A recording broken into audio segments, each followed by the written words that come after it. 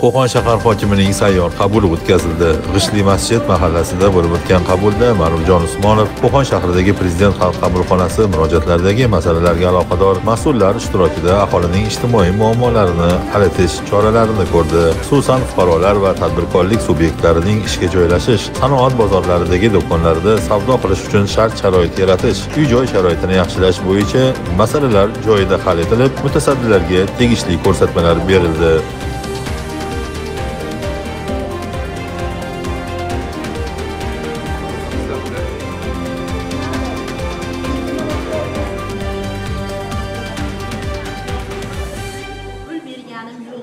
Unga boring chiqdiki, arendaga bergan, pul olyapman, deng debdi.